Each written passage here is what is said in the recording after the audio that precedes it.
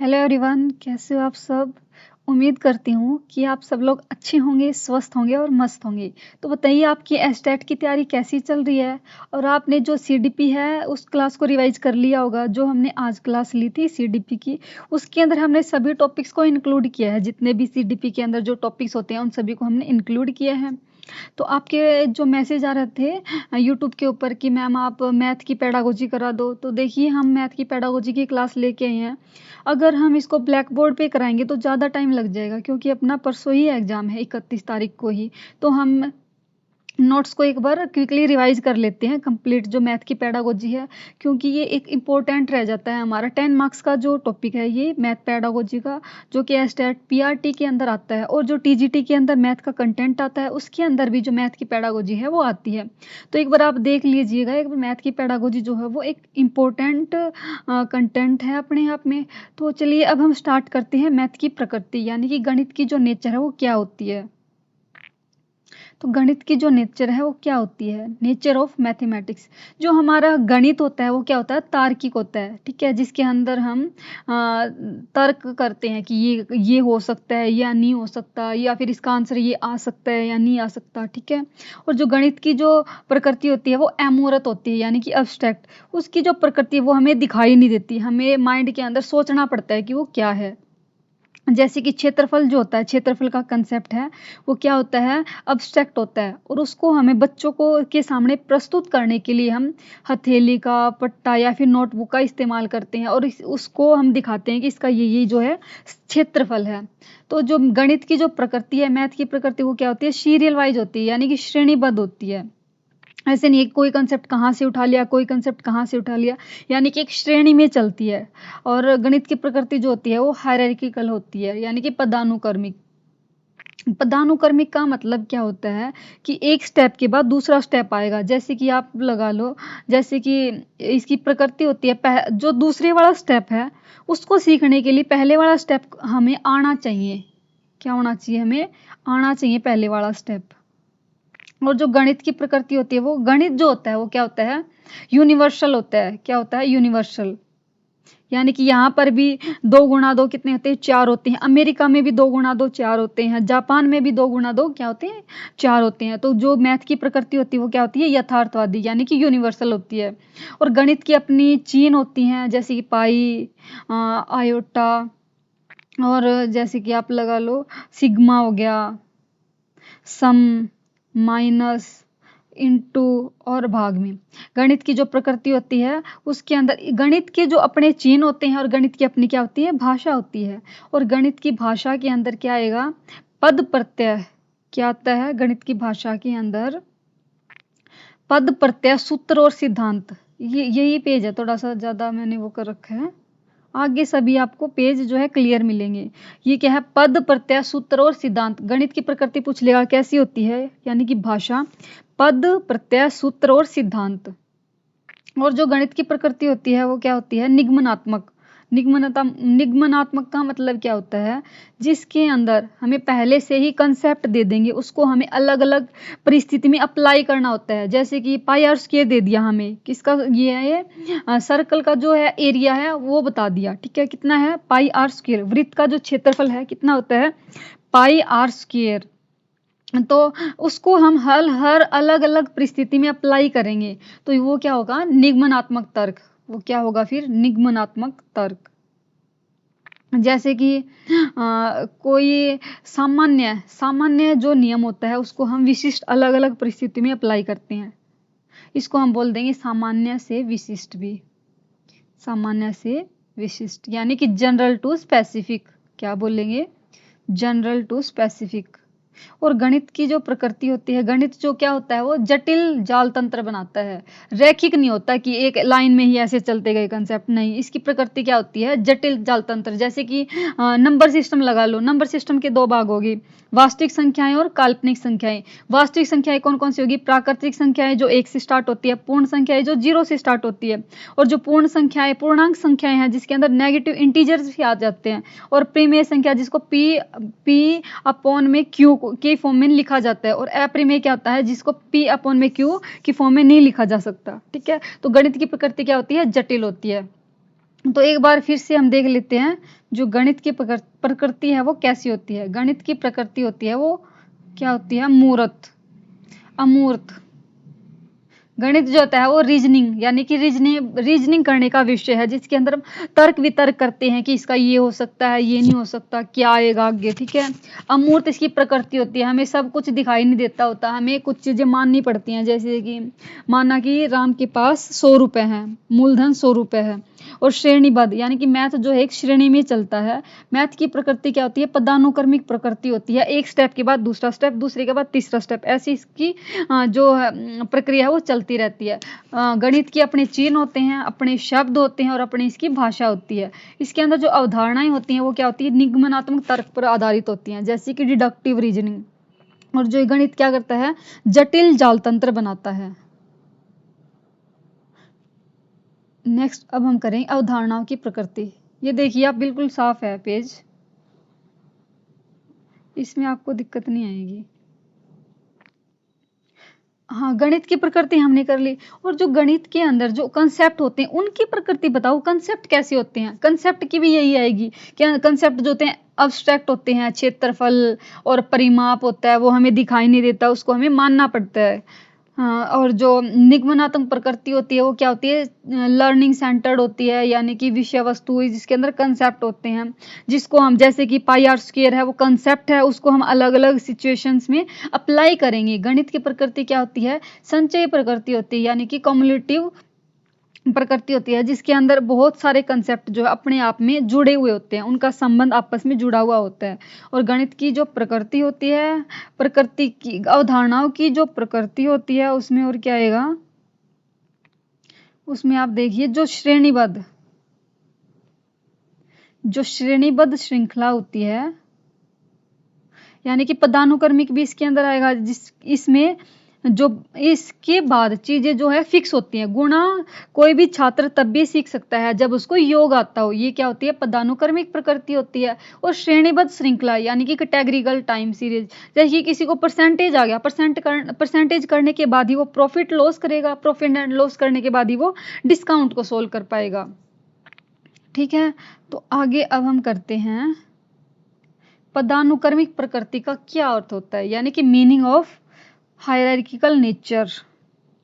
यह हमें बताता है कि ए के बाद ही बी सीखा जा सकता है, यानी कि बी का अर्जन तभी किया जा सकता है जब हमें ए के बारे में पता हो। योग के बाद हम गुणा तभी सीख सकते, योग के बाद ही हम गुणा सीख सकते। अगर हम गुणा पहले सीख लेंगे तो नहीं, सॉरी, गुणा हम पहले सीख तो जाएं लेकिन हमें आएगा ही नहीं, क्योंकि हमने पहले योग की अवधारणा नहीं की। योग करेंगे तभी गुणा आएगी। संख्या बोध के बाद ही हम जोड़ घटाना सीख सकते हैं, संख्या का बोध होने के बाद ही हम जोड़ घटाना सीख सकते हैं। ये छोटे छोटे कंसेप्ट हैं जो आपको याद रखने हैं, जो पेपर में आपको एक एक नंबर दिलाएंगे। कलन विधि, कलन विधि क्या होती है, एल्गोरिथम मेथड। चलिए हम समझेंगे कलन विधि। गणित संगणक तथा विधाओं में किसी कार्य को करने के लिए आवश्यक चरणों के समूह को कलन विधि कहते हैं। कि गणित के अंदर हम अलग अलग गणित के अंदर हम जो सम को सोल्व करते हैं उसके लिए अलग अलग हम स्टेप्स को फॉलो करते हैं, उसी को क्या कहते हैं, algorithm method. Step by step जो हम सम को सोल्व करते हैं उसी प्रोसेस को ही हम क्या कहते हैं, कलन विधि कहते हैं। इसमें तार्किक क्रम से जो निर्देश होते हैं वो चरण दर चरण के समुच्चय होते हैं। यही बात याद रखनी है, ये जो एल्गोरिथम जो मेथड है वो क्या होता है, स्टेप बाय स्टेप होता है। और जब हम कलन विधि का उपयोग करते हैं ना, तब हम समस्याओं को क्या करते हैं, छोटे छोटे चरणों में बांट लेते हैं, यानी कि छोटे छोटे स्टेप्स में बांट लेते हैं। सिद्धांत की बात करती है, ये फैक्चुअल बात करती है कलन विधि, और कलन विधि फैक्चुअल की बात करती है, तो ये क्या होगी, लर्निंग सेंटर, यानी कि विषय वस्तु आधारित, क्या होगी, विषय वस्तु आधारित होगी।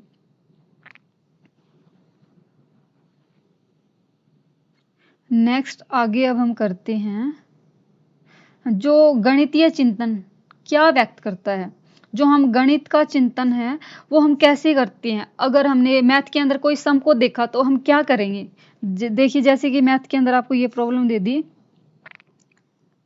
22 का 10% निकाल लो, ठीक है। तो सबसे पहले आप क्या करोगे, इस समस्या को सोल्व करने के लिए आप कैसे चिंतन करोगे। सबसे पहले आप अनुमान लगाओगे कि क्या हो सकता है। 22 का 10% अनुमान लगाओगे। अनुमान लगाने के बाद आप क्या करोगे कि प्रतिरूपों की पहचान करोगे कि क्या इसके अंदर दिया हुआ है प्रतिरूप, यानी कि पैटर्न क्या बनेगा। पहले परसेंटेज कर रखा है तो 10% कितना होता है। तो जो पैटर्न होता है उसको गणित की रीड भी कह देते हैं, क्योंकि गणित की ये बहुत इंपॉर्टेंट रोल प्ले करता है मैथ के अंदर, जो पैटर्न होता है। अब हमारा आगे क्या पैटर्न बनेगा ये पैटर्न हमें बताता है। और उसके बाद हम क्या करेंगे, लॉजिकल थिंकिंग करेंगे। फिर हम सामान्यीकरण करेंगे, स्टेप के बाद हम निष्कर्ष पर पहुंचेंगे। फिर हम सूत्रीकरण करेंगे, यानी कि फॉर्मूला बनाएंगे। जैसे कि नीचे एग्जाम्पल दे रखा है उसको हम देखेंगे। जैसे कि सोनू ने एक घोड़ा है उसको 4,000 रुपये में खरीदा और 4600 रुपये में बेच दिया, तो बताइए कितना % का लाभ होगा। तो सबसे पहले हम अनुमान लगाएंगे कि ये किस टाइप का क्वेश्चन है। अनुमान लगा लिया देखते ही। फिर हम प्रतिरूपों की पहचान करेंगे कि इसने खरीदा है, बेचा है और इसमें क्या पूछा है, लाभ पूछा है। पैटर्न की पहचान करेंगे कि इसमें क्या पूछा है, लाभ पूछा है। पैटर्न पकड़ लिया, पहले खरीदा है फिर बेच दिया और अब क्या है, प्रॉफिट पूछा है। तो यूजिंग हम लॉजिक का यूज करेंगे कि लाभ कैसे निकाल सकते हैं। लाभ क्या होता है, लाभ बटे में जो सीपी होता है हमारा, क्रय मूल्य ईंटों में 100। ठीक है, तो सामान्यीकरण यानी कि हमने सोल्व कर लिया। सोल्व करने के बाद हम निष्कर्ष निकालेंगे कितना आएगा, ये 15%। 15% आने के बाद हम सूत्रीकरण कर लेंगे। जैसे हमने आज निकाला है हम वैसे ही सेम स्टेप्स को फॉलो करेंगे। और जो स्टेप्स सूत्रीकरण उसको हम क्या कहेंगे, सूत्रीकरण, जो सेम स्टेप्स को हम फॉलो करते हैं। जैसे कि लाभ प्रतिशत क्या होता है, लाभ अपॉन में क्रय मूल्य इंटू में 100। आगे अब हम करते हैं तर्क शक्ति के प्रकार कौन कौन से। तर्क शक्ति बताइए आप कितने प्रकार की होती है। तर्क शक्ति होती है आगमन तर्क और निगमन तर्क, यानी कि इंडक्टिव रीजनिंग और डिडक्टिव रीजनिंग। जिसके अंदर आगमनात्मक तर्क के अंदर हम पूर्व अनुमान, अनुभव और स्वयं द्वारा संकलित तथ्यों व सूचनाओं के आधार पर क्या बना लेते हैं, एक नियम बना लेते हैं। जैसे कि विशिष्ट अवलोकन से सामान्य निष्कर्ष पर पहुंचना। जैसे कि हमने निरीक्षण किया कि आज मैंने टमाटर खाया, कल भी मैंने टमाटर खाया, परसों भी मैंने टमाटर किया, तो मैंने देखा कि मेरे जो है पेट में दर्द हो गया। पेट में क्या हो गया, दर्द हो गया। तो मैंने क्या किया, जर्नलाइज कर लिया कि टमाटर खाने से क्या होता है, टमाटर खाने से क्या होता है, एलर्जी होती है मुझे। तो 3-4 बार जो सिचुएशन आई उसमें सेम रिजल्ट हुआ, तो हमने क्या कर लिया, उसको सामान्यीकरण कर लिया। जैसे कि हम पूर्व अनुभव या स्वयं के द्वारा तथ्य या सूचनाओं के आधार पर सामान्य नियम बना लेते हैं। हम अपनी अवधारणाओं के आधार पर ही क्या बना लेते हैं, नियम बना लेते हैं। तो निगमन तर्क क्या होता है, सामान्य से विशिष्ट यानी कि नियम से उदाहरण की ओर सामान्य सिद्धांत को स्वीकार करके उसे नवीन परिस्थितियों में प्रयोग किया जाता है। जैसे कि सामान्य सिद्धांत कैसे, पाई आर स्क्वायर को हमने जो है स्वीकार कर लिया। उसके बाद हम अलग अलग जो परिस्थिति होगी उसमें हम अप्लाई करेंगे। अप्लाई करने के बाद हमारा रिजल्ट आ जाएगा। जैसे कि आप देखिए, इसका हम एग्जाम्पल देखते हैं। बाहर बारिश हो रही है तो जमीन गीली होगी। बाहर बारिश हो रही है तो क्या होगा, जमीन गीली होगी। तो ये क्या है, सामान्य कथन है। और बाहर बारिश हो रही है और इसीलिए क्या है, जमीन गीली है। तो पहले क्या है, सामान्य बात है कि बाहर बारिश होगी ना तो गीली होगी सड़क, और अभी बारिश हो रही है तो इसका मतलब क्या है कि सड़क भी गीली होगी। तो हम जो है पहले जो सामान्य नियम पता है उसको हम अलग अलग परिस्थिति में क्या करते हैं, अप्लाई करते हैं। तो नेक्स्ट अब हम करेंगे गणित की जो पाठ्य पुस्तक होती है वो कैसी होनी चाहिए। Feature of mathematics text book. गणित की जो पाठ्य पुस्तक है वो कैसी होनी चाहिए, ये बताओगे आप। गणित की जो पाठ्य पुस्तक है वो कैसी होनी चाहिए, आप भी बता सकते हो। जैसे कि जो बच्चों के जो दैनिक जीवन के अनुभव है उसको इंक्लूड किया जाए, और जो कंसेप्ट होते हैं वो सरल से कठिन की ओर हों, यानी कि पहले सरल कंसेप्ट आए और उसके बाद जो है डिफिकल्ट कंसेप्ट आए। और जो कंसेप्ट होते हैं उदाहरण जो ले वो क्या, कौन सी उदाहरण ले, मूर्त उदाहरणों का प्रयोग करें। जैसे हम बच्चों को सिमेट्री सिखा रहे हैं, सिमेट्री सिखा रहे हैं, तो फिर सिमेट्री क्या होता है, हम सेंटर से अगर कोई रेखा खींचते हैं बीच में से, तो वो उस चीज को दो बराबर भागों में डिवाइड करती है। तो सिमेट्री क्या करती है, दो बराबर भागों में डिवाइड करती है। उसको समझाने के लिए हमने सेब का चित्र बना दिया और बीच में से एक लाइन लगा दी, दो भाग होगी, एक इस साइड और एक इस साइड। तो मूर्त उदाहरणों का प्रयोग करना सही है। और जो कंसेप्ट होते हैं वो सरल से कठिन की ओर होते हैं। और गणित की जो बुक होती है उसमें खाली स्थान दिए हुए होने चाहिए, चित्र होनी चाहिए, ताकि बच्चे का मन लग जाए, बच्चे का इंटरेस्ट बने। और उम्र के अकॉर्डिंग उनकी संकल्पनाएं होनी चाहिए, ये नहीं कि उनको कंसेप्ट जो है टफ दे दे जिससे उसको समझ में भी नहीं आए। कहानी के द्वारा संकल्पनाओं को प्रस्तुत किया जाए, जिससे बच्चे कहानी में खेल खेल के द्वारा ही गणित सीख सकें। तो गणित की पाठ्य पुस्तक कैसी होनी चाहिए, दैनिक जीवन अनुभव उसमें इंक्लूड होना चाहिए। जो कंसेप्ट है वो सरल से कठिन की ओर होने चाहिए और मूर्त उदाहरणों का उपयोग किया जाना चाहिए। और खाली स्थान होनी चाहिए बुक के अंदर, चित्र होने चाहिए और उम्र के अनुसार क्या होनी चाहिए, कंसेप्ट होनी चाहिए। कहानी के द्वारा संकल्पनाओं को प्रस्तुत किया जाना चाहिए। रचनात्मक क्षमता में वृद्धि के कारक, यानी कि रचनात्मक क्षमता है वो factor of enhance creative ability.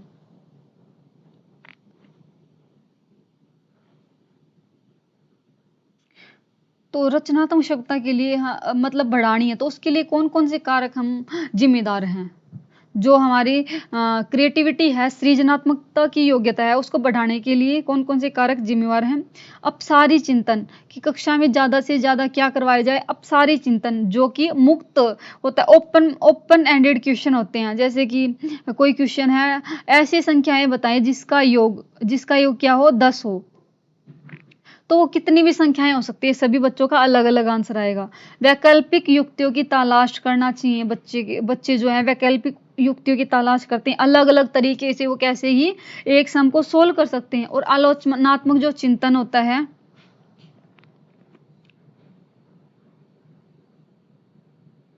हाँ ये पूछा है कि रचनात्मक जो क्षमता होती है उसको वृद्धि के कारक कौन से हैं। रचनात्मक क्षमताओं को बढ़ाने के कारक ये कारक है जिनके कारण क्या होती है, हमारी रचनात्मक क्षमता जो है बढ़ती है।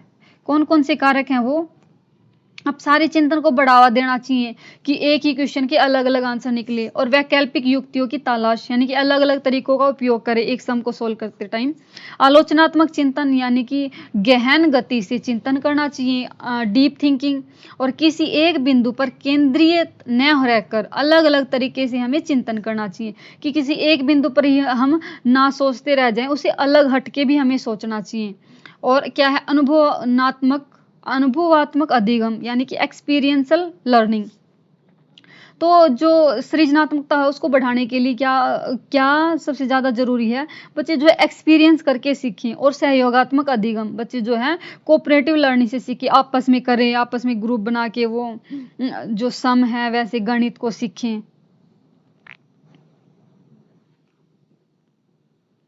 नेक्स्ट आगे हम करेंगे गणितीय संचार। ये टर्म देखिए, गणितीय संचार क्या होता है।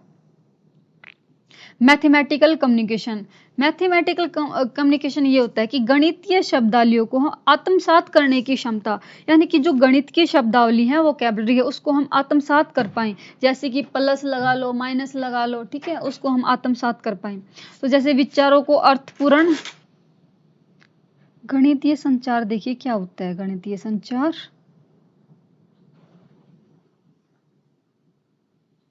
तो जो गणितीय शब्दावलियों को जो आत्मसात हम करते हैं, उसको जो वोकैबुलरी होती है गणित की, उसको हम अपने अंदर इंटरनलाइज कर लेते हैं, उसी को क्या कहते हैं, गणितीय संचार। विचारों को अर्थपूर्ण, तर्कपूर्ण ढंग से और व्यवस्थित तरीके से प्रस्तुत करना। अपने जो विचार हैं अच्छे से तर्कपूर्ण तरीके से और व्यवस्थित तरीके से प्रस्तुत करना। और सूचना को है जो स्पष्ट निरूपित करना, यानी कि सूचना को अच्छे से उसको पेश करना।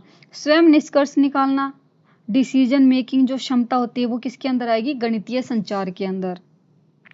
तो ये छोटे छोटे कंसेप्ट हैं, आप इनको याद रखें। सबिटाइजिंग क्या होता है, बिना गणना किए, जैसे कि बिना गणना किए हम त्वरित निष्कर्ष पर पहुंच जाते हैं। बिना गणना किए जो निष्कर्ष निकालते हैं उसको क्या कहेंगे, सबिटाइजिंग। जैसे कि कोई बिल्डिंग है, हमने ऊपर देखा कितनी है, इसके अंदर 10 हैं और वो सही मिलता है। सबिटाइजिंग का मतलब होता है अचानक से हम सही उत्तर दे देते हैं। संख्या में कम वस्तुओं को बिना गिने तुरंत सही उत्तर बताने की जो योग्यता होती है उसको क्या कहेंगे? सबिटाइजिंग। तो नेक्स्ट हमारी आती है जो गणित के अंदर बहुत सारे बच्चे हैं जिनको गणित से डर लगता है। वो क्यों लगता है, उसका क्या कारण है, बच्चे को डर क्यों लगता है? तो जो गणित की प्रकृति होती है वो संचयी प्रकृति होती है, यानी कि कॉम्युलेटिव प्रकृति होती है, क्योंकि इसके अंदर सभी जो कंसेप्ट होते हैं वो आपस में संबंधित होते हैं। तो गणित के भय का कारण सबसे बड़ा यही कारण है कि 2 दिन बच्चे ने बंक कर लिया, क्लास में नहीं गया, तो फिर नेक्स्ट डे जाएगा तो वो उस कंसेप्ट को पकड़ नहीं पाएगा, बीच में उसका मिसिंग हो गया ना पार्ट। तो गणित की प्रकृति जो होती है आपस में क्या होती है? रिलेटिव होती है। अगर बीच में वो कंसेप्ट नहीं किया तो फिर आगे वाला कंसेप्ट समझ नहीं आएगा। गणित की संचयी प्रकृति यानी कि सभी अवधारणाओं का परस्पर संबंधित होना। प्रतीकात्मक भाषा क्या होती है? गणित की जो भाषा है वो बच्चे को समझ नहीं आती। ये क्या है, एंगल है या क्या है, वर्ग है या फिर ये आयत है, और जो पाई है, ये बच्चे को उसकी भाषा समझ नहीं आती कि प्लस करना है, ये ग्रेटर देन है या फिर ये लेस देन है। तो इसके कारण भी बच्चे जो है गणित से डरते हैं। और क्या कारण हो सकते हैं इसके गणित के अंदर बच्चे जो डरते हैं? तो और देखिए, सकारात्मक प्रेरणा स्रोत की कमी रहती है कि टीचर जो है वो बच्चों को डराता है कि कुछ ये अवधारणाएं समाज के अंदर फैली हैं कि गणित जो है वो टफ सब्जेक्ट होता है, यानी कि मुश्किल होता है। तो सकारात्मक जो मोटिवेशन है, जो सकारात्मक जो बच्चों की भावना होती है वो नहीं होती मैथ के लिए। बहुत ही मतलब माहौल जो होता है वो डरावना सा रहता है मैथ के लिए कि आप लड़कियां हो, आप मैथ नहीं कर सकते, एमएससी करने के बाद फिर आपको कंपनियों में जाना पड़ेगा। तो ये क्या है मैथ के लिए जो उनकी धारणा बनी हुई है। शिक्षक की अपर्याप्त तैयारी, अगर टीचर की अच्छे से तैयारी नहीं होगी तो वो अच्छे से एक्सप्लेन नहीं कर पाएगा, तो इसलिए बच्चे को वो समझ नहीं आएगा जो टॉपिक समझा रहे हैं। तो इसके कारण भी बच्चे को जो है गणित से डर लगता है। नेक्स्ट है हमारा परीक्षा पद्धति। जो हमारे जो एग्जाम का पैटर्न होता है वो भी अच्छे अंक लाने की पर्पज से लिया जाता है कि बच्चे जो है मैथ आता होगा, अच्छे अंक, ये नहीं देखते कि उसकी एबिलिटी क्या है, कितने क्वेश्चन वो सोल्व कर सकता है, किस में उसको कठिनाइयाँ आ रही हैं। नहीं, उनको ये देखना है कि बच्चे के मार्क्स क्या हैं। निराशाजनक जो पाठ्यचर्या है, जो हमारी पाठ्य पुस्तक है, वो भी एक कारण है गणित के अंदर डरने का, क्योंकि ये पाठ्य पुस्तक है वो कॉम्प्लेक्स होती है, जटिल जटिल इसके अंदर अवधारणाएं होती है, कंसेप्ट होते हैं। और सामाजिक भेदभाव यानी कि लड़कियों को गणित में कम मांगना। लड़कियों को क्या है गणित में कम मांगते हैं, ये सोचते हैं कि लड़कियों को गणित आता नहीं है, ये कुछ ऐसी अवधारणा भी बनाई हुई है। थ्योरम देखिए, थ्योरम क्या होता है? थ्योरम को हम हिंदी में बोलते हैं प्रमेय। क्या बोलते हैं हम हिंदी में? प्रमेय। जिसे प्रमाण द्वारा सिद्ध किया जा सके वो क्या है? थ्योरम। जैसे कि त्रिभुज के तीनों कोणों का योग 180 होता है, जिसको प्रमाण द्वारा सिद्ध किया जा चुका है। पाइथागोरस प्रमेय लगा लो, कर्ण का स्क्वायर इज इक्वल टू लंब का स्क्वायर प्लस आधार का स्क्वायर। तो ये क्या होगी? पाइथागोरस प्रमेय होगी। ये क्या है? पहले से प्रमाणित की गई है, पाइथागोरस प्रमेय होगी। ठीक है, ये हमने आपको बता दिया। कर्ण का स्क्वायर, भुजा का स्क्वायर, भुजा कोई भी लगा लो, या आधार भी हो सकती है और लंबी हो सकती है। ओके, तो क्या होती है थ्योरम? थ्योरम का कंसेप्ट आप याद रखिए, जिसको पहले से ही प्रमाणित किया जा चुका है। और एक्जियोम से आपके पीछे एग्जाम में कितने क्वेश्चन? 4 क्वेश्चन आए हैं पेडागोजी से। तो ये कंसेप्ट थोड़ा ध्यान में रखना। एक्जियोम क्या होती है? अभिग्रहित। इसको हिंदी में क्या बोलते हैं? अभिग्रहित, या फिर स्वयं सिद्ध भी बोल सकते हैं। जिसे सिद्ध नहीं किया जा सकता या फिर स्वयं से सत्य मान लिया गया हो, जिसको सिद्ध नहीं किया जा सकता या फिर जिसको सिद्ध करने की जरूरत भी नहीं होती, उसको पहले ही हम सत्य मान लेते हैं। जैसे अक्षर का मान हमने मान लिया 1 2 3 4 अंक लगा लो, ये जो है बिना प्रमाण के ही हम सत्य मान लेते हैं। इसके अंदर बहस करने की जरूरत नहीं होती। जैसे कि 2 बिंदुओं से होकर एक ही जो सरल रेखा गुजर सकती है। ठीक है, 2 बिंदुओं से एक रेखा ही गुजर सकती है। जैसे कि आग में हाथ डालने से हाथ जलता ही है, तो इसको सिद्ध करने की जरूरत नहीं है, तो इसको हम पहले से ही सत्य मान लेते हैं। ये क्या होते हैं? एक्जियोम होते हैं। नेक्स्ट है हमारा कंजेक्चर। कंजेक्चर क्या होता है? कंजेक्चर का मतलब होता है अनुमान लगाना।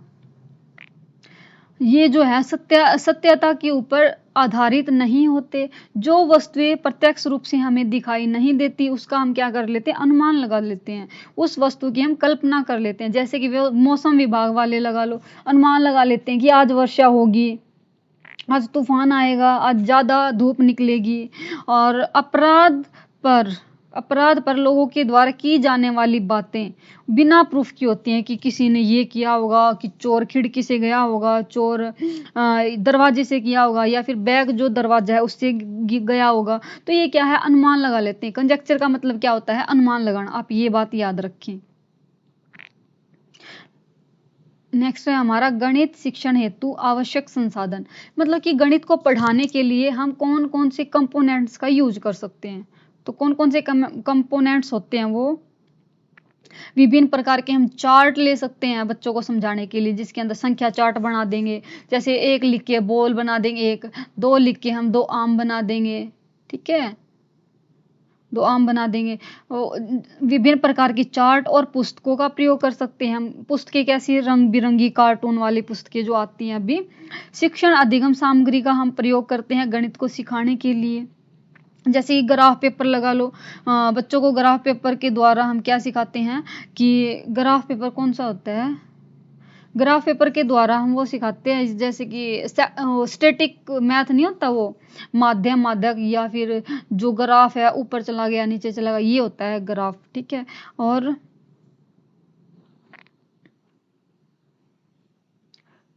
और जो वास्तविक वस्तुएं होती हैं, जैसे कि हम करा रहे हैं सिमेट्री ही, मान लो आप करवा रहे हैं, तो आपने किसको उठा लिया? कोई भी बुक है, बुक को उठा के दिखा दिया कि बुक जो है अगर हम इसको सिमेट्री करेंगे तो इसके कितने हिस्से बनेंगे? बराबर बराबर। तो बच्चे बताएंगे 2 बनेंगे, 3 बनेंगे, 4 बनेंगे। तो शिक्षण अधिगम सहायक सामग्री के अंदर क्या क्या आ जाएगा? जो हमारी ग्राफ पेपर हैं, या फिर और टीचिंग जो हमारी एड्स होती हैं, जैसे कि अबेकस लगा लो, कैलकुलेटर लगा लो, जियोग्राफ लगा लो। और जो वास्तविक जो वस्तुएं होती हैं वो आ जाएंगी। और विभिन्न प्रकार की पत्रिकाएं आ जाएंगी, और चित्र चार्ट आ जाएंगी। और जो जोड़ तोड़ की जो वस्तुएं होती हैं, पहेलियां होती हैं, वो आ जाएंगी। ये पूछ लेगा कि कौन सी गणित के कंपोनेंट के अंदर नहीं आती, तो कौन सी नहीं आती गणित सिखाने के लिए, ये प्रयोग में नहीं आती। स्टेशनरी जो वस्तुएं होती हैं, जैसे कि पेन, पेंसिल और रेगुलर। पेन हो गया, पेंसिल हो गया, रेगुलर जो फूटा होता है वो। ये तो है ना, बच्चा खुद करता है स्वयं अपने कुछ बनाने के लिए, लिखने के लिए कॉपी में। तो टीचर समझाने के लिए इनका कैसे यूज कर सकता है? पेन का और पेंसिल का और रेगुलर का, ठीक है, रूलर का। तो आगे अब हम करते हैं हमारा जो पैटर्न होता है, वो पैटर्न क्या होते हैं, पैटर्न को हम समझेंगे।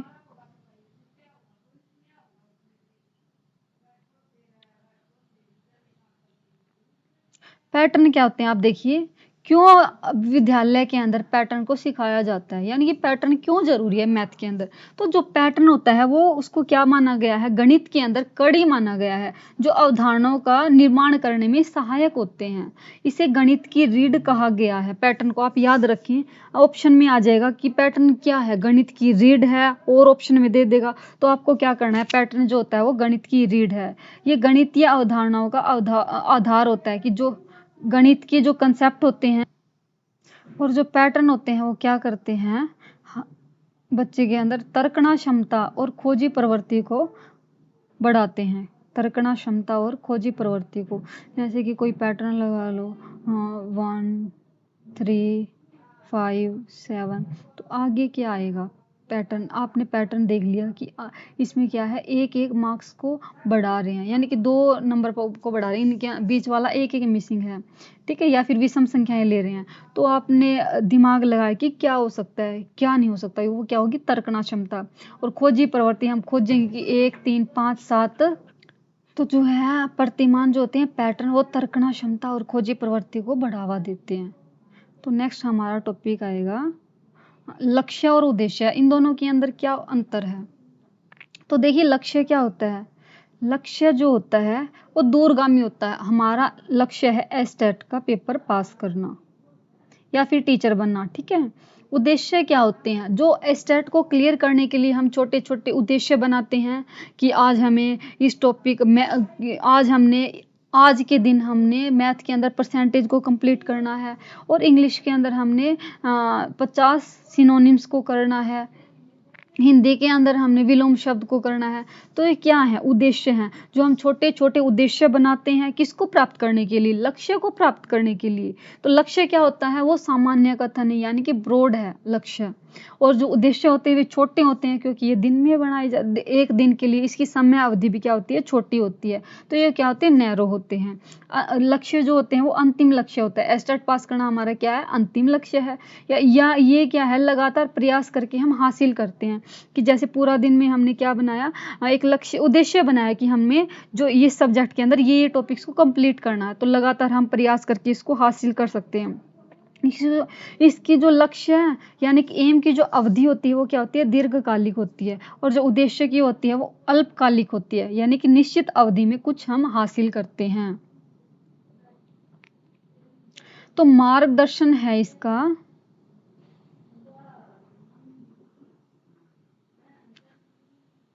लक्ष्य जो होता है उसका मार्गदर्शन होता है, उसका हम आंकलन नहीं कर सकते। ठीक है, वो क्या होता है? हमें राह दिखाता है कि एस्टेट क्लियर होने के बाद हम टीचर के लिए फॉर्म अप्लाई कर सकते हैं। ये क्या है? हमारा मार्गदर्शक है। इसका हम आंकलन नहीं कर सकते कि हमने क्या सही किया, क्या गलत किया। हम इसको इसके अंदर इम्प्रूवमेंट भी नहीं कर सकते कि एस्टेट के अंदर जितने मार्क्स आए हैं उतने ही रहेंगे, उसके अंदर हम इम्प्रूवमेंट नहीं कर सकते, सुधार नहीं कर सकते।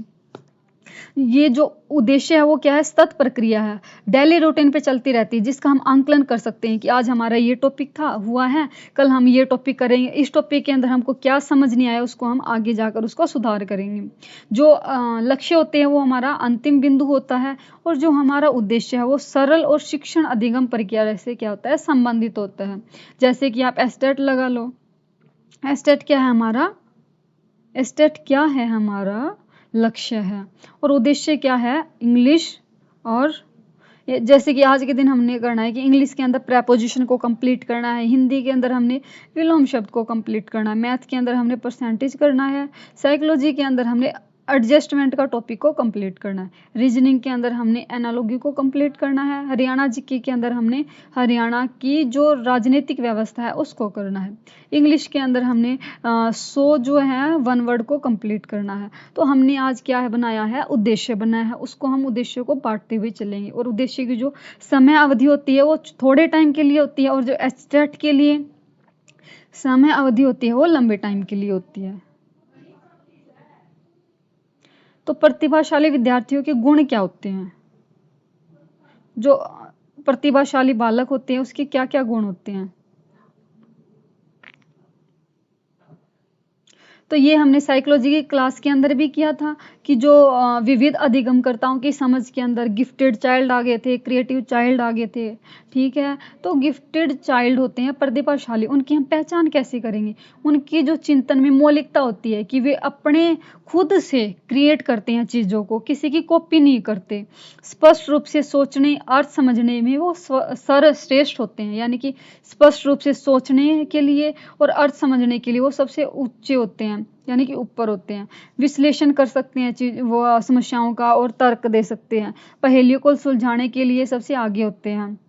ये जल्दी ही कम टाइम के अंदर पहेलियों को सुलझा लेते हैं। ये सीखी गई तकनीकों का उचित प्रयोग करते हैं कि उनको कोई भी टेक्निक है सिखाई है, जैसे कि किसी को हार्ट अटैक आ जाए, स्कूल में जो फर्स्ट एड की थेरेपी देते हैं ना, कि किसी को जो हार्ट अटैक आ जाए तो उसके लिए क्या करना चाहिए, तो ऐसे हाथ दबा के उसकी छाती के ऊपर ये करना चाहिए, दबाव देना चाहिए जिससे उसका ब्लड सर्कुलेशन चालू हो जाए। तो सीखी गई तकनीकों का ये उचित प्रयोग करते हैं उचित टाइम आने पर।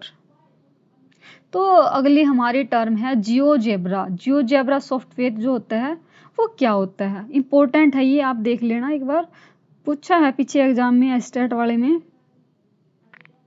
जियोजेब्रा सॉफ्टवेयर इसका मतलब क्या होता है कि ज्यामिति, सांख्यिकी यानी कि मध्य, माध्यक, बहुलक, बीजगणित, एक्स स्क्वायर वाई स्क्वायर, रेखांकन करना, ग्राफ बनाना, 3D जो चित्रण होता है उसको समझाने के लिए हम जियोजेब्रा सॉफ्टवेयर का यूज करते हैं।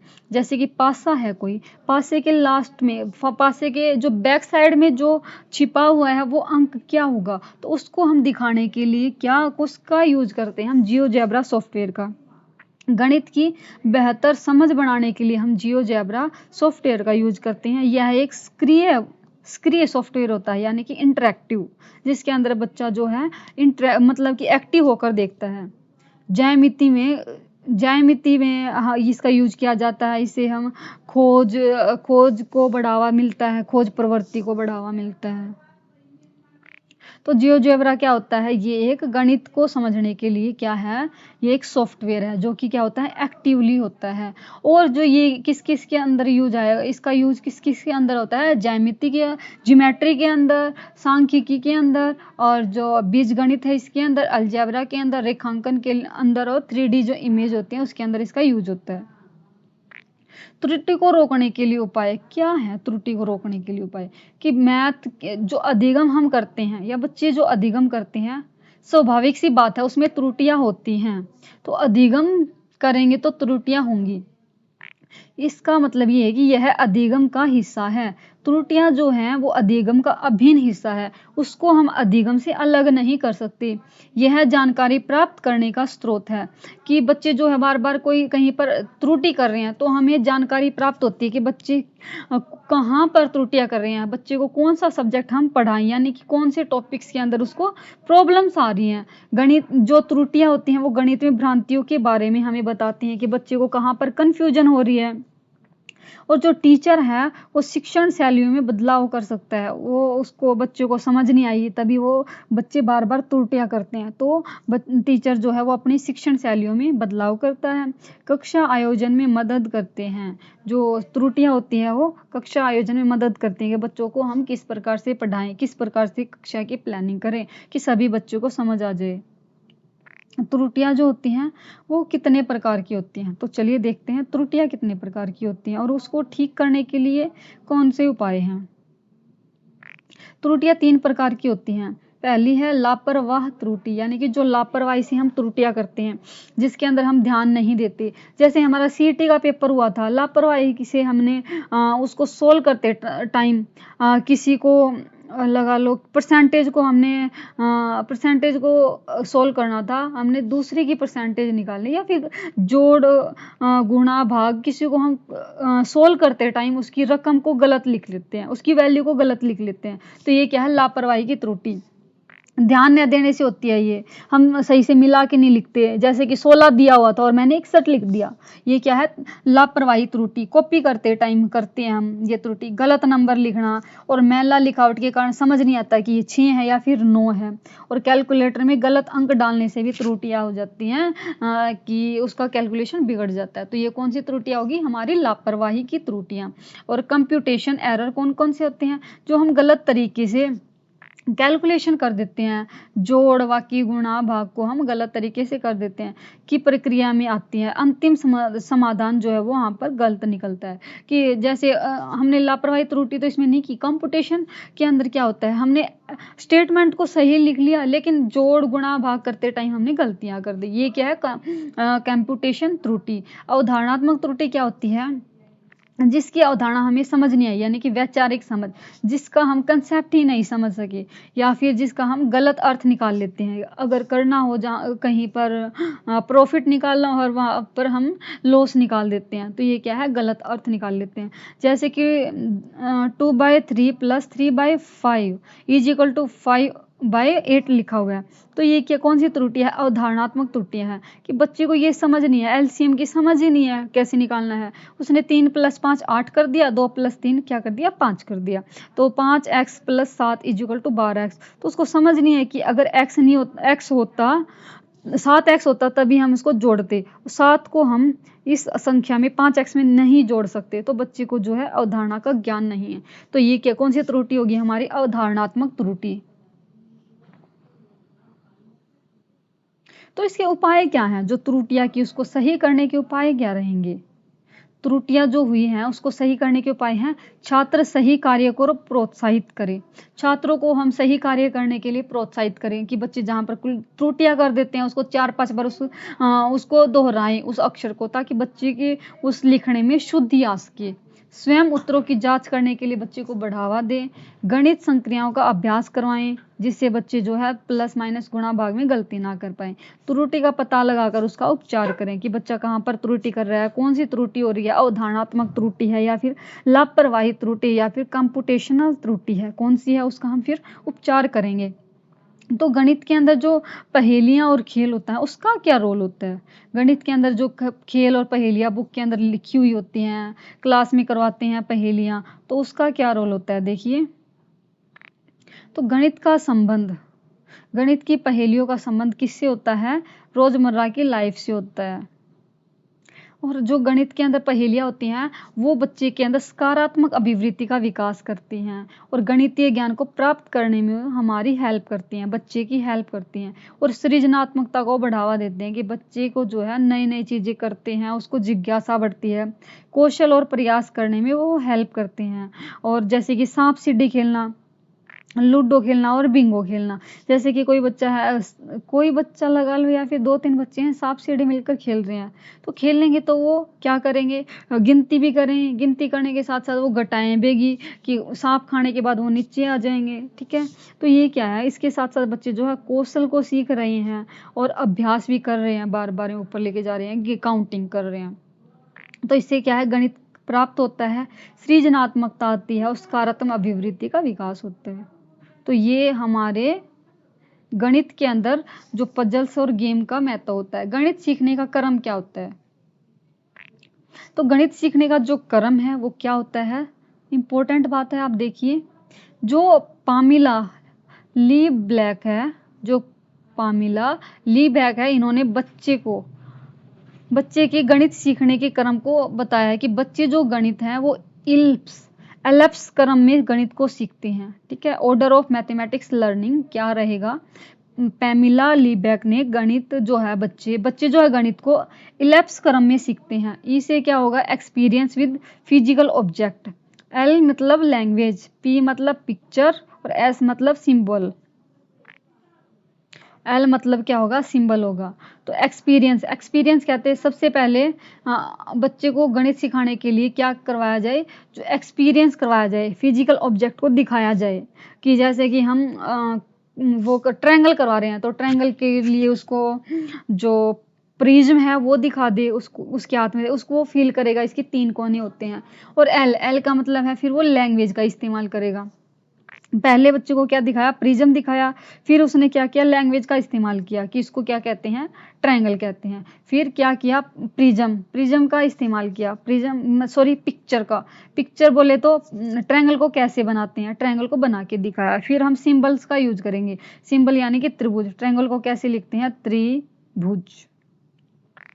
और त्रिभुज के जो फॉर्मूले होते हैं वो लिखेंगे। इसका क्षेत्रफल क्या होता है? 1/2 हाइट बेस इंटू में हाइट। ठीक है, तो सबसे पहले क्रम में क्या आएगा? एक्सपीरियंस करवाएंगे बच्चे को, फिर हम उसके बारे में लैंग्वेज बताएंगे, इसको बोलते क्या है, फिर हम उसकी पिक्चर बनाएंगे और फिर हम उसका सिंबल बनाएंगे। तो नेक्स्ट हमारा आता है आंकड़ों के विश्लेषण का सही क्रम। आंकड़ों के विश्लेषण का सही क्रम क्या होगा? Order of data analysis. हमारे सामने कोई डाटा दे दिया DI, ठीक है, उसका हमने विश्लेषण करना है तो उसका सही क्रम बताएं क्या करेंगे। सबसे पहले हम सभी डाटा को कलेक्ट करेंगे कि छात्रों की हाइट कितनी है, छात्रों की हाइट को मापेंगे। ठीक है, एक कक्षा है उसके अंदर हमने डाटा इकट्ठा करना है, कलेक्ट करना है सबसे पहले। फिर हम छाटेंगे कि टेबल करें या फिर चार्ट बनाएं या फिर क्या बनाएं, ग्राफ बनाएं। फिर हम उसको ऑर्गेनाइज करेंगे, ऑर्गेनाइज जैसे कि माध्य निकालना है या फिर एवरेज निकालना है। फिर हम उसका निरूपण करेंगे या फिर रिप्रेजेंट करेंगे कि विशेष ये कौन सा पैटर्न बनाता है, किस पैटर्न को ये फॉलो करता है, ये डाटा जो DI है। सिंपल लैंग्वेज में हम समझेंगे, सबसे पहले हम डाटा को एकत्रित करेंगे कि जैसे कि पाई चार्ट दे दिया, इस पे कितना खर्चा है, इस पे कितना खर्चा है, ठीक है। तो सबसे पहले हम डाटा को एकत्रित करेंगे कि स्टेटमेंट के अंदर लिखा हुआ है इसका डाटा, इसके डाटा को हमने मेंशन कर दिया। फिर हम छाटेंगे कि ये इसका डाटा इतना है, इसने इतना किया है, इसने इतना खर्च किया, इसने इतना खर्च किया। फिर हम व्यवस्थित क्रम में लगाएंगे, व्यवस्थित क्रम में लगाएंगे इसका जो डाटा है टोटल में से इसका निकाल लेंगे, इसका कितना हिस्सा आएगा। फिर हम क्या करेंगे, रिप्रेजेंट करेंगे कि इसका कितना हिस्सा है, इसका कितना हिस्सा है, फिर हम ग्राफ बना देंगे। तो नेक्स्ट हमारा टॉपिक आता है गणितीय क्रियाकलाप। मैथ के अंदर जो एक्टिविटी होती हैं वो क्या होती हैं, उसको करने के क्या फ़ायदे हैं क्लास में। तो देखिए गणित की जो एक्टिविटी है वो क्यों करवाई जाती हैं, जो मैथ की जो कक्षा है उसके अंदर क्यों मैथ की एक्टिविटी करवाई जाती है। तो क्या है मैथमेटिकल एक्टिविटी, यानी कि क्लास के अंदर गणित की कक्षा के अंदर मैथ की एक्टिविटी क्यों करवाई जाती हैं। तो अमूर्त अवधारणा को स्पष्ट करने के लिए, ठीक है, या फिर अन्वेषण करने के लिए, खोजने के लिए, और गणित की जो समझ है उसको बेहतर बनाने के लिए, विवेचन और गहन को सही अच्छे बनाने के लिए, पूर्व ज्ञान पर आधारित होती हैं ये मैथमेटिकल जो एक्टिविटी होती हैं बच्चे जो है इसमें फिर रुचि लेते हैं और पहेलियों को के हल को खोजने में ये सहायक होती हैं मैथमेटिकल एक्टिविटी। जैसे कि सभी बच्चों को बिठा दिया, सम दे दिए सभी को, तो बहुत सारी आती हैं पहेलियाँ जिसकी क्लास के अंदर जो एक्टिविटी हम करवा सकते हैं, ठीक है। तो बच्चा जो है अधिगम का केंद्र होता है, तो कक्षा के अंदर बच्चे एक्टिविटी करेंगे तो कक्षा के अंदर इन्वॉल्व तो होंगे ही, इसीलिए बच्चा जो है अधिगम का क्या होता है, केंद्र होता है। नेक्स्ट हमारा टॉपिक रहता है, और जो ज्ञान होता है वो टीचर होता है वो सुविधादाता के रूप में होता है कि टीचर एक्टिविटी नहीं करता। अगर बच्चे को कहीं पर हेल्प चाहिए, हेल्प मांगेगा तभी टीचर उसकी हेल्प करेगा, और ये अपने आप करते हैं बच्चे, स्वाध्यायी होती है। जॉर्ज पॉलिया के अकॉर्डिंग समस्या समाधान 4 चरण में होता है, ठीक है। और समस्या समाधान के जनक कौन है, जॉर्ज पोलिया। कौन है, जॉर्ज पोलिया। इनकी बुक है हाउ टू सॉल्व इट, समस्या को हम कैसे सॉल्व करें। तो इन्होंने 1945 में ये बुक दी थी, जिसके अंदर इन्होंने 4 स्टेप्स बताए हैं।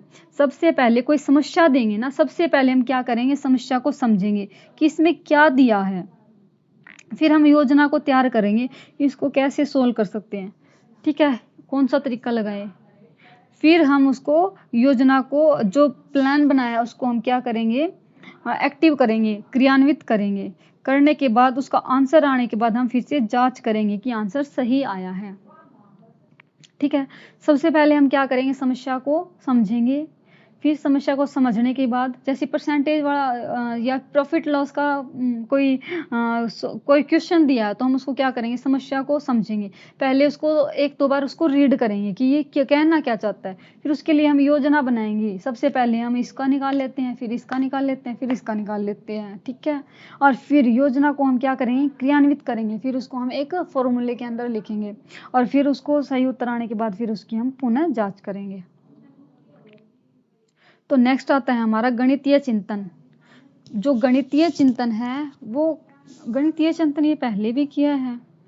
तो हम गणितीय चिंतन कैसे करते हैं, किसी भी प्रॉब्लम को हम सबसे पहले देखते हैं, फिर हम अनुमान लगाते हैं। क्या करते हैं, हम अनुमान लगाने के बाद हम उस पैटर्न को पहचानेंगे। पैटर्न पहचानने के बाद हम उसको लॉजिक उसके ऊपर लॉजिक का प्रयोग करेंगे। फिर हम जनरलाइज करेंगे, फिर हम फॉर्मूलेशन करेंगे, यानी कि सूत्रीकरण करेंगे। ये पहले हम कर चुके हैं, ठीक है। ओके जी, आगे अब हम करते हैं सिमेट्री यानी कि सममिति। सममिति क्या होता है, वह काल्पनिक रेखा होती है जो आकृति या वस्तु के, कोई भी आकृति भी हो सकती है या फिर वस्तु भी हो सकती है, उसके केंद्र से होकर गुजरती है। जैसे ये केंद्र से होकर गुजरती है और उसे समान आधे भागों में विभाजित करती है। आधा भाग यहाँ हो गया और आधा भाग यहाँ हो गया, ये क्या है, सिमेट्री। जैसे कि ये लीफ है, लीफ के अंदर हमने ये बीच में से लाइन खींची, ठीक है, तो इसको 2 भागों में बांट दिया। जैसे कि ये बटरफ्लाई है, ठीक है, बटरफ्लाई के बीच में भी लाइन खींची, ठीक है, तो ये भी बटरफ्लाई को 2 भागों में बांट दिया। तो सिमेट्री देख रहे हो ना, किसके अंदर कितनी होती है आकृति। समबाहु त्रिभुज, समबाहु त्रिभुज कौन सी होती है, जिसकी दो भुजाएं बराबर होती हैं, जिसकी क्या होती हैं, दो भुजाएं बराबर।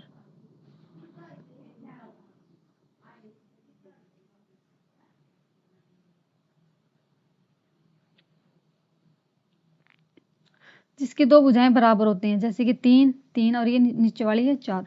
तो इसमें कितनी सिमेट्रिक लाइन बनेगी, एक। तो कितनी सिमेट्री बनेगी इसमें, एक। और समबाहु त्रिभुज, समबाहु त्रिभुज के अंदर तीनों बराबर हैं, तो 1 2 और 3, ठीक है, 3 बनेगी। आयत के अंदर कितनी बनेगी, आयत है ये, एक तो ऐसे और एक ऐसे, ठीक है। और जो वर्ग है उसके अंदर कितनी बनेगी, 1 2 3 और 4। वृत्त के अंदर बहुत सारी बन सकती है, वृत्त है कैसे भी लगा लो, ठीक है। कितनी बनेंगी, कितने भी बना सकते हैं वृत्त के अंदर। तो समानांतर चतुर्भुज जो पैरेललोग्राम होती है उसके अंदर कितनी बनेगी, 0, क्योंकि यहाँ से काटेंगे तो ये इसके ऊपर नहीं आएगा, ये वाला पार्ट कोने वाला इसके ऊपर भी नहीं आएगा, तो ये वाला इसके नीचे भी नहीं आएगा, ये वाला इसके नीचे भी। तो समानांतर जो चतुर्भुज होती है यानी कि पैरेललोग्राम, तो उसके अंदर कोई भी सिमेट्री नहीं बनती। समचतुर्भुज, समचतुर्भुज कैसी होती है, रोम्बस बोल देते हैं इसको, जो जिसके अंदर दो होती हैं। कितनी सिमेट्री बनेगी, इसके अंदर दो बनेंगी। तो आगे नेक्स्ट अब हम करते हैं एनसीएफ 2005। एनसीएफ 2005 क्या होता है, ठीक है। तो नेशनल करिकुलम फ्रेमवर्क, राष्ट्रीय पाठ्यचर्या फ्रेमवर्क होता है ये एनसीएफ 2005। 4 एनसीएफ में से एक है ये। 4 कौन कौन से, सबसे पहला था हमारा एनसीएफ 1975, एनसीएफ 1988, एनसीएफ 2000 और एनसीएफ 2005।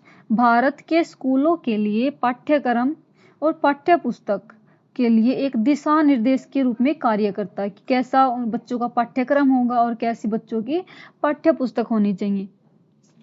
गणित शिक्षण के लिए, गणित पढ़ाने के लिए एनसीएफ क्या सिफारिश करता है, क्या सिफारिश करता है एनसीएफ,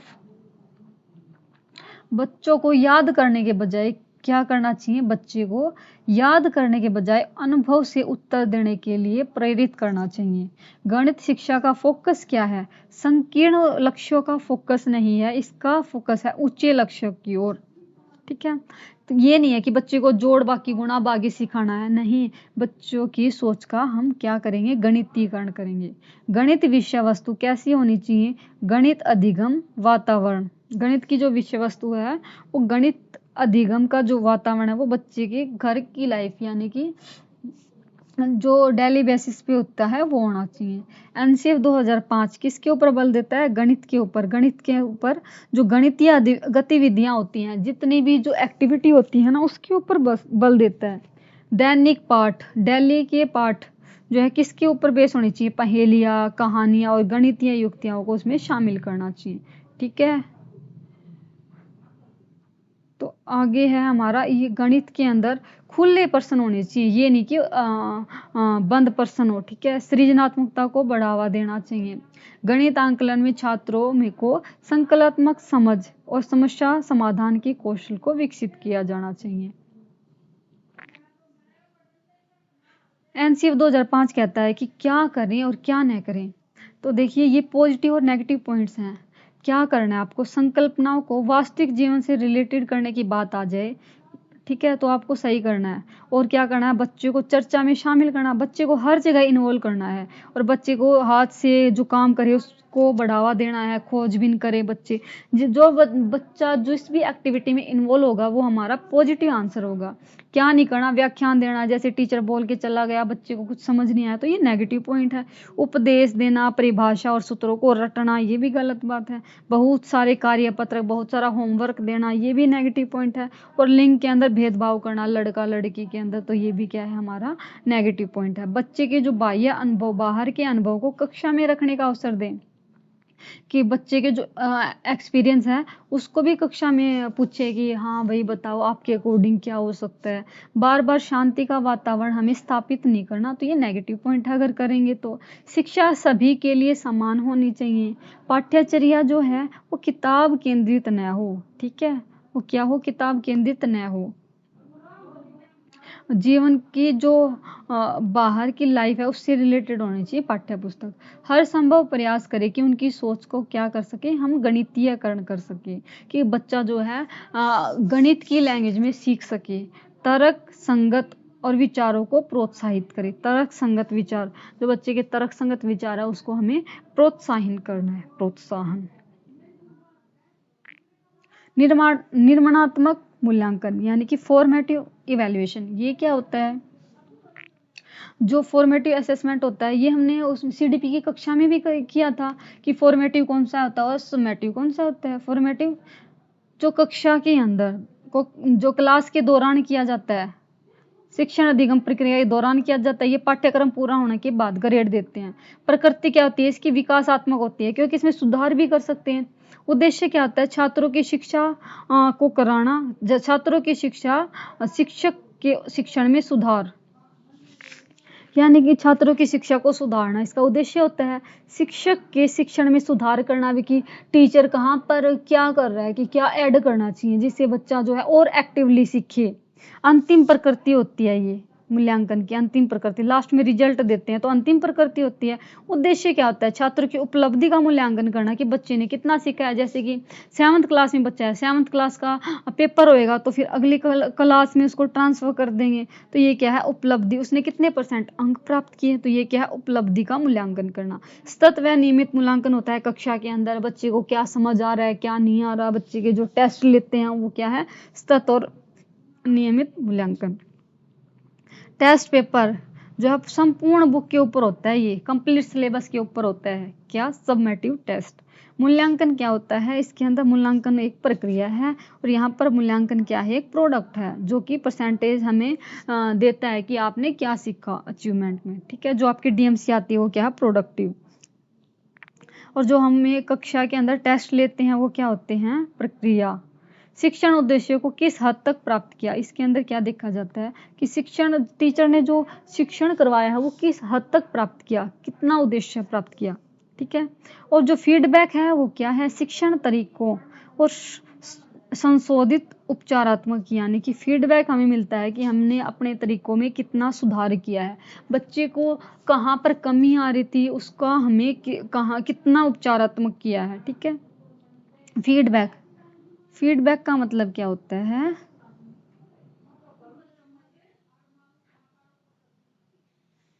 और जो सबमेटिव असेसमेंट होता है उसमें क्या फीडबैक होगा कि छात्रों ने पाठ्यक्रम सामग्री में किस हद तक महारत हासिल की है, मतलब कितना उसने समझा है पाठ्य वस्तु को, तो ये क्या है? हमारा सबमेटिव असेसमेंट।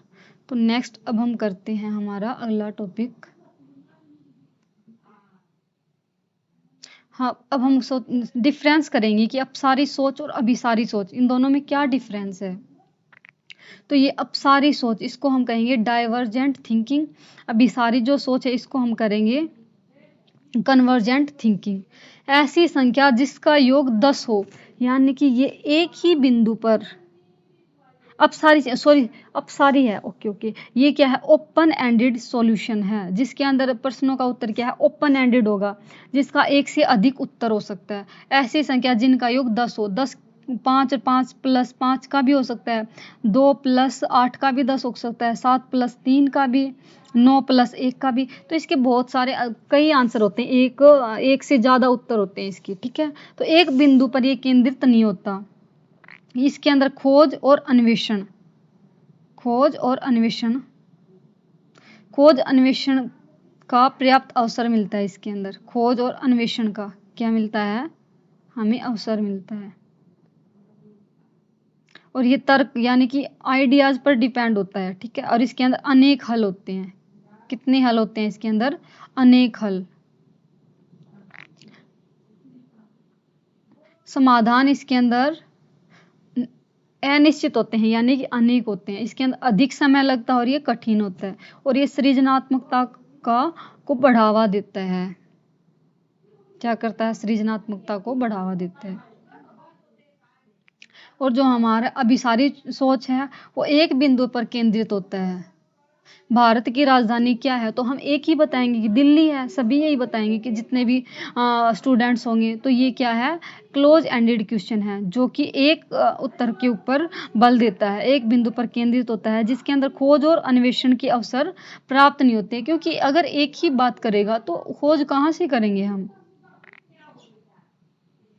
तो एक निश्चित तथ्य पर आधारित होती हैं, ये फैक्चुअल बातें इसके अंदर ज़्यादा होती हैं। एक विधि से ही समस्या का समाधान हो जाता है इसके अंदर, और जो समाधान होता है वो एक निश्चित तरीके से होता है। उत्तर जो है इसमें सरलता से निकल जाता है, समस्या का समाधान जो है जल्दी निकल जाता है।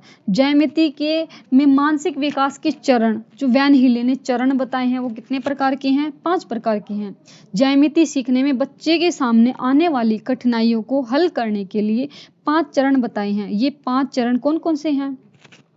ये स्तर अधिकतर बच्चों के अनुभव पर निर्भर करते हैं, लेकिन ये कर्मिक होते हैं। क्या होते हैं? कर्मिक होते हैं। तो लेवल 0 सबसे पहला हमारा स्तर है लेवल 0। लेवल 0 को हम बोल देते हैं चक्षुषीकरण या फिर विजुअलाइजेशन, जिसके अंदर आकृति को देखकर उसके आकार का वर्गीकरण करता है, यानी कि भुजाओं को दिखावट के आधार पर बच्चा क्या करेगा? वर्गीकरण करेगा।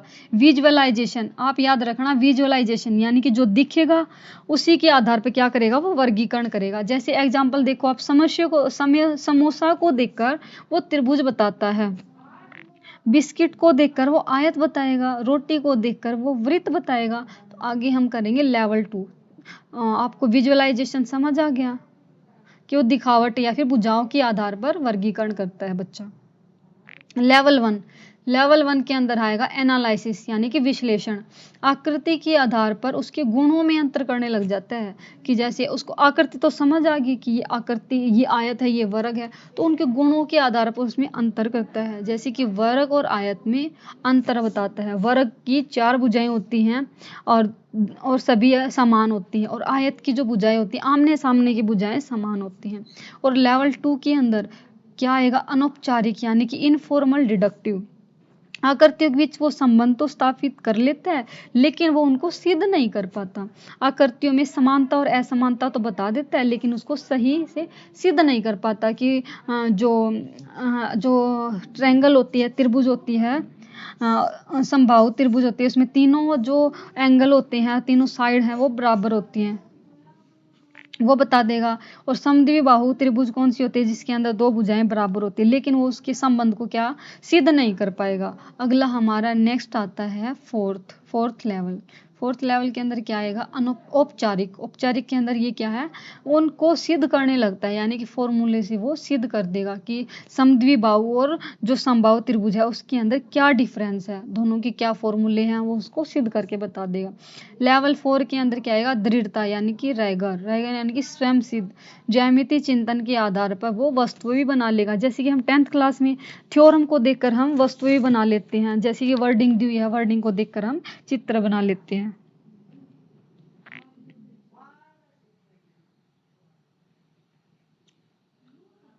तो अब नेक्स्ट हमारा आता है कंसेप्ट मैपिंग। कंसेप्ट मैपिंग क्या होता है? किसमें हेल्प करता है कंसेप्ट मैपिंग? हम क्यों करते हैं? पहले जो विचार है उसका संबंध समझने में कंसेप्ट मैपिंग क्यों बनाई जाती है? कि पहले जो हमारा विचार है उसको समझने के लिए, उसके आधार पर 2 अलग अलग और इसके कंसेप्ट निकलते हैं, तो उसको समझने के लिए। पूर्व ज्ञान ये है, हमने ये सीख लिया, उसको नए ज्ञान से जोड़ने के लिए। तार्किक क्रम में क्या होता है? ये संयोजित होता है। तार्किक क्रम में संयोजित विचारों को समझने के लिए। और ये तिर्यक बंधन यानी कि तिर्यक बंधन जो कंसेप्ट होता है इसके अंदर जैसे 2 भागों में बांटते हैं, ये क्या होता है? तिर्यक बंधन तथ्यों व अवधारणाओं के बीच में संबंध बताता है, छात्रों के सामने आने वाली कठिनाइयों की पहचान करता है। और जो कठिनाई की पहचान करना क्या है? नैदानिक उपकरण है। जैसे कि ये कंसेप्ट है, इस बच्चे को यहाँ पर दिक्कत आ रही है, ठीक है, तो टीचर को पता लग गया इसका ये पहले वाला कंसेप्ट क्लियर नहीं है, तभी इसको यहाँ पर दिक्कत आ रही है। तो ये क्या है? नैदानिक उपकरण है, छात्रों की कठिनाइयों का पता लगाने के लिए इसका यूज किया जाता है। तो नेक्स्ट है हमारा न्यूमैन का त्रुटि विश्लेषण। त्रुटि का विश्लेषण हम कैसे करेंगे? न्यूमैन के अकॉर्डिंग सबसे पहले हम प्रश्न को पढ़ेंगे कि प्रश्न क्या दिया हुआ है, फिर हम प्रश्न को समझेंगे, फिर हम क्या करेंगे? प्रश्न को समझेंगे, फिर पहले प्रश्न को पढ़ेंगे, फिर उसको समझेंगे, फिर उसकी संक्रिया जोड़ बाकी गुणा भाग देखेंगे, फिर मांग के अनुसार कार्यविधि का निष्पादन करेंगे। इसमें क्या पूछा है? प्रॉफिट निकालना है या फिर क्या निकालना है, ठीक है, तो उत्तर को हम प्रतिपादित करेंगे। ये क्या है? हमारे प्रश्न सोल्व करने का तरीका किसने दिया है? जो न्यूमैन ने दिया है। नेक्स्ट हमारा कंसेप्ट है गणितीय शब्दावली। ठीक है, गणितीय शब्दावली में देखिए आप, तुलनात्मक जमा क्या होती है? जब ए के पास बी की तुलना में कितनी भी वस्तु अधिक हो ना, देखिए तुलनात्मक जमा, यानी कि जब ए के पास बी से जितनी वस्तु अधिक होती है उसे क्या कहते हैं, तुलनात्मक जमा। अधिक होने को क्या कहेंगे, तुलनात्मक जमा। और कम होने के कारण, यानी कि बी के पास ए से कितनी वस्तुएं कम हैं तो उसको हम क्या कहेंगे, तुलनात्मक घटा। तुलना में कितना कम है। व्यवकलित जमा, ये क्या होता है, जब हम ए में कितना जोड़े कि बी हो जाए, ए में हम कितना जोड़े कि बी हो जाए। और व्यवकलित घटा क्या होता है, ए में से हम कितना घटाए कि बी हो जाए। समुच्चयन क्या होता है, संग्रहण, यानी कि ए वस्तु और बी वस्तु को हम मिला देंगे तो ये पूर्ण योग आ जाएगा, इसको क्या कहेंगे हम, समुच्चयन। संवर्धन क्या होता है, जब ए में x% की वृद्धि हो जाती है, जैसे कि कोई किसी की 60,000 सैलरी है, उसकी सैलरी में 10% की क्या होगी, वृद्धि होगी, तो कितनी सैलरी हो जाएगी उसकी,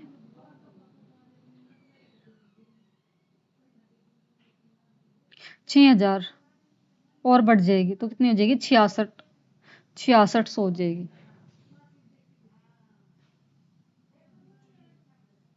66,000 हो जाएगी, सॉरी कितनी हो जाएगी, 66,000।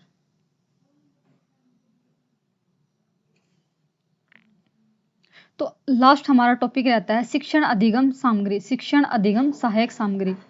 तो कौन कौन सी होती हैं ये, अबेकस किसके लिए यूज किया जाता है, गणना करने के लिए, गिनती करने के लिए और स्थानीय मान के लिए और प्लस माइनस करने के लिए। जैसे कि ये है अबेकस, इसके अंदर ये तार लगे होते हैं, ठीक है, उसके अंदर मणि ऐसे कुछ पिरोए होते हैं गोल गोल, गणना करने की, गिनती करने के लिए काम आता है। और क्या काम आता है, प्लस माइनस, इतने इसमें हम इतने मिला देंगे कितने हो जाएंगे। और स्थानीय मान के इकाई, उदाई, सैकड़ा, हजार, ठीक है, ये समझाने के लिए काम आता है। जियो बोर्ड किसके लिए काम आता है, समतल ज्यामितीय आकृतियों की अवधारणा को समझाने के लिए।